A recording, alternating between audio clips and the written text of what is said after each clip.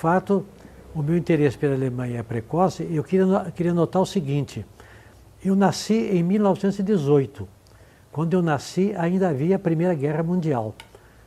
E a minha família e todo o meu ambiente era violentamente contra a Alemanha, porque a paixão aliadófila era muito grande aqui.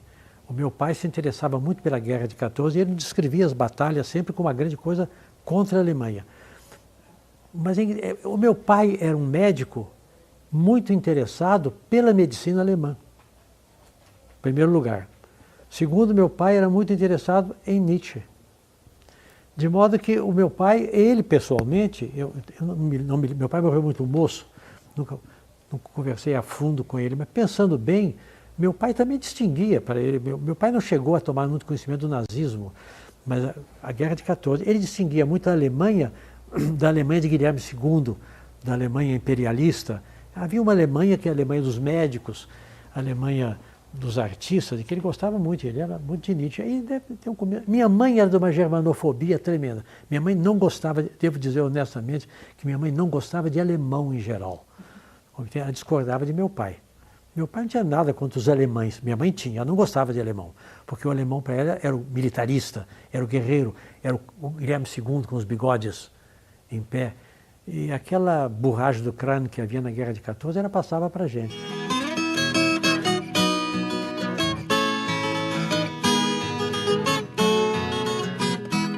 Nós estávamos na França, passamos muito tempo na França, depois fomos para a Alemanha. E curiosamente, eu comecei a me interessar imediatamente a fundo. Eu era um menino de 10 anos e meio. Eu era um leitor precoce. Eu comecei a ler desbragadamente aos 9 anos de idade. Eu lia coisas muito acima da minha possibilidade. E lia também as coisas da infância do menino. Não só eu gostei muito da Alemanha, como eu comecei a me apaixonar pelas lendas alemãs. Eu até trouxe aqui para mostrar esse livro, que é um livro que eu li em Wiesbaden. Eu comprei em Wiesbaden. Eu tinha 11 anos, né? As Lendas do Reno, traduzido para o francês, do Dr. Wilhelm Ruland. Esse livro me fascinou. A Lorelei, os Raubritter. Eu comprei coleções de cartões de Lorelei, está aqui a Lorelei. Eu comprei coleções de cartão e eu comecei a me interessar muito pela Alemanha e ler muitas lendas alemãs, os Nibelungen, não é? A questão dos anões. Os anões são muito importantes na mitologia alemã. Eu li muito isso e comecei a me interessar. E desenvolvi, em Berlim, não sei por que bem, e no museu, eu me desenvolvi uma paixão pelo Frederico II, o rei da Prússia. Foi um dos meus heróis. Esse cartão eu comprei em Berlim quando eu tinha 11 anos. Depois eu mandei fazer uma moldura e isso esteve sempre em cima da minha mesa de trabalho enquanto a casa dos meus pais existiu em Minas. Estava lá, Frederico II. Friedrich der Einzig, Frederico o Único. Friedrich der Große, der Alte Fritz. E as histórias do Frederico II me fascinavam. Meu pai me levou para ver o Moinho de Sanssouci, o famoso Mühle, né? O Moinho de Sanssouci. E eu tinha fascinação. Eu queria muito que meu pai comprasse um busto de Frederico II, que eu via nas vitrines, um busto de bronze. Meu pai dizia, não, isso é muito caro. Cartão postal eu compro, mas busto não. Então, eu tinha vários cartões postais do Frederico II. Esse eu mandei. Eu desenvolvi um culto do Frederico II. Eu comecei a admirar esse homem, ler coisas sobre ele. Isso, acho que a entrada foi por aí. E agora a coisa principal foi quando eu tinha 13 anos de idade, a paixão extraordinária pelo Fausto do Goethe. Meu pai tinha o Fausto do Goethe na tradução do Castilho. Eu descobri o Fausto com 13 anos de idade e me apaixonei pelo Fausto em português, que é um Fausto meio aldeão do Castilho. Então meus irmãos e eu representávamos cena do Fausto. Minha mãe, por sua vez, que cantava muito ópera italiana, minha mãe nos cantava muito cenas do Mefistófeles do Boito e do Fausto do Gounod. Então, através de minha mãe, eu fiquei fascinado por essa figura do Mefistófeles. E aquele velho Dr. Fausto, né? Ach, nun Philosophie und Theologie, que ele começa ali na... Isso a vida inteira eu li o Fausto. Eu não posso dizer a você quantas vezes eu li o Fausto. Eu não quero mentir. Então eu diria, como um velho tio da Gilda, com mentira e tudo, eu devo ter lido o Fausto mais de 200 vezes. Eu li o Fausto em português, depois a tradução do Agostinho de Ornelas, depois eu li a lindíssima tradução francesa que meu pai tinha do Camille Benoit, em prosa, que é linda, uma prosa linda. Eu li a tradução inglesa do Bayard Taylor em 2 volumes, e depois eu peguei o alemão, e eu então, edições bilíngues, eu li a tradução italiana do Franco Fortini, e eu então comparava com o alemão. O Fausto é uma das minhas obsessões. E o Fausto de Goethe foi um dos grandes ingredientes para formar a minha visão do mundo. Então você verá que é a visão de um ignorante, porque eu de Goethe, o que eu conheço é o Fausto. O Wilhelm Meister, eu comecei a ler, achei muito chato, larguei. Eu li o Hermann e Doroteia, mas achei tão chato. O Werther, eu achei chorumelas, compreende? Mas o que eu li do Goethe, que eu tenho até hoje, eu tenho uma prateleira ali de Fausto. Foi o Fausto, é uma das minhas fascinações. E para mim o Fausto foi uma lição de vida, o Fausto foi uma lição de filosofia, o Fausto foi uma reflexão sobre o mundo, foi um dos meus formadores, foi o Fausto. Então eu posso dizer a você que eu não sou um germanista, porque eu leio mal alemão, que eu conheço mal a cultura alemã, mas eu tenho algumas obsessões formadoras.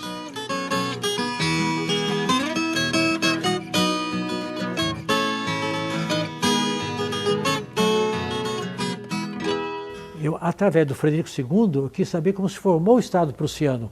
Aí eu fui ao Großkurfürst.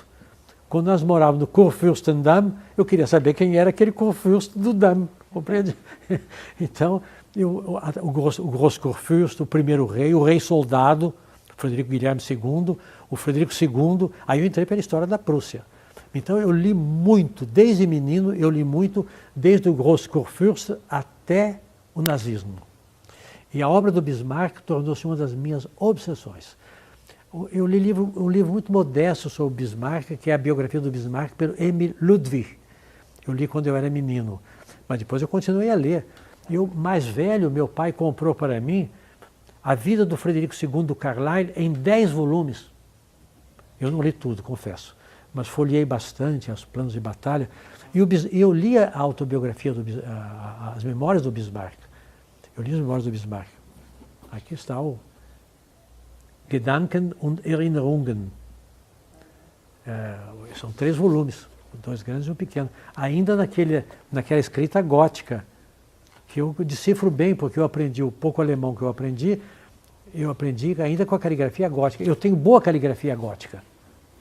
Aqui está o Gedanken und Erinnerungen. Eu fiquei fascinado pelo Bismarck. Meu pai costumava dizer assim, Bismarck era um homem extraordinário, um grande homem. Ele levantava às vezes de manhã e dizia, odiei a noite inteira. E eu acho que a obra de criação do Império Alemão é uma das obras de escultura política mais extraordinária que eu conheço. Então eu li muito sobre Bismarck, li a vida do Bismarck, li as memórias do Bismarck. Eu li um livro muito importante do Eick, a biografia do Bismarck. Depois, é um tipo que me fascinou, compreende? E meu pai tinha na biblioteca dele muita coisa sobre a Alemanha. Ele se interessava muito pela Alemanha. Eu li um livro, por exemplo, daquele Lichtenberger, Lichtenberger, francês, sobre a Alemanha, e eu li o livro do Bülow, o Príncipe de Bülow, a política alemã. Aí eu me interessei pelo Príncipe de Bülow.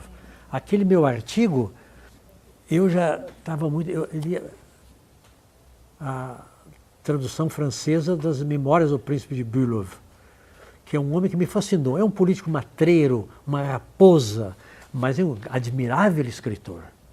É um alemão fácil. É um alemão para latino ler.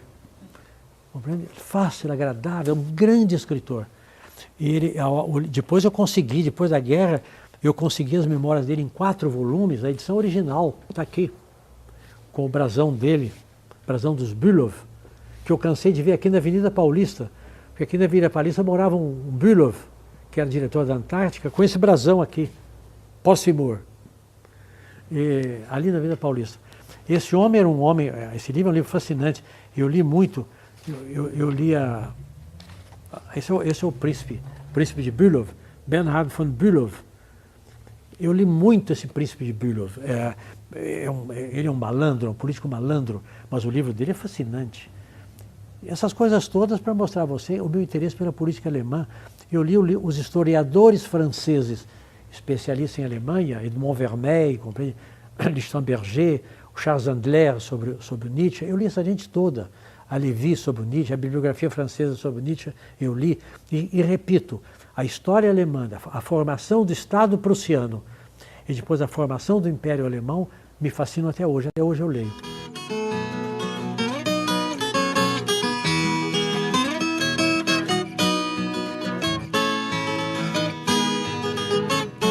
De fato, eu fui muito amigo do Sérgio Buarque de Holanda e escrevi, inclusive, depois que ele morreu, eu escrevi muito sobre o Sérgio Buarque, escrevi umas 10 coisas sobre o Sérgio Buarque de Holanda. Mas eu escrevi um artigo em que eu falava sobre a influência da cultura alemã na obra dele. Está publicado na revista do Sebrap, não é? Está publicado num livro meu, acho que vários escritos, de vários escritos. Foi fundamental para o Sérgio Buarque de Holanda. Ele foi para a Alemanha como jornalista, representando os diários associados. Ele ficou lá quase 2 anos. E ficou em Berlim. O Sérgio Buarque de Holanda é um caso curioso, é um caso bem brasileiro do homem que é formado em Direito, que não tem formação específica em filosofia ou em História, mas que tem a voracidade do conhecimento, que é muito brasileiro. O Sérgio Buarque de Holanda foi o homem mais culto que eu vi na minha vida. Eu nunca vi um fenômeno igual. E através do Sérgio, a gente sentia muito o que era a vida alemã no fim da República de Weimar. Muita coisa. Eu estava em Berlim, eu era menino de 10, 11 anos, não entendia nada e não sabia nada. O Sérgio me fez entender.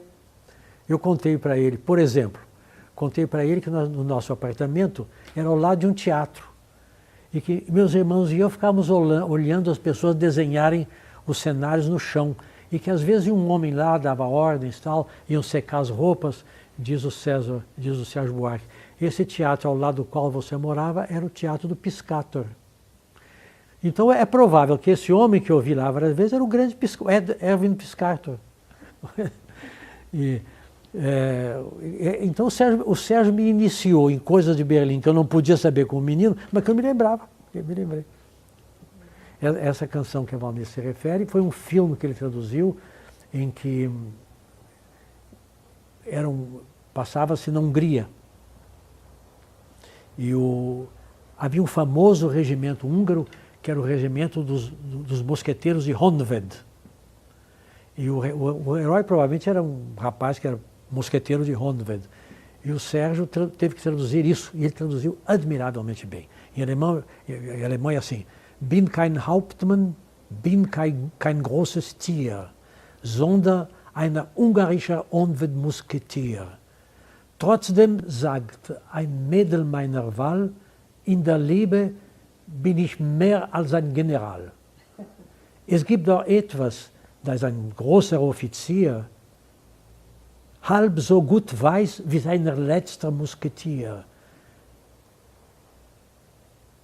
In der Liebe geht so drauf und dran, ha-cha-cha, und dann kommt auf andere Dinge an. É que era uma canção muito divertida que o Sérgio traduziu em admiráveis versos em português.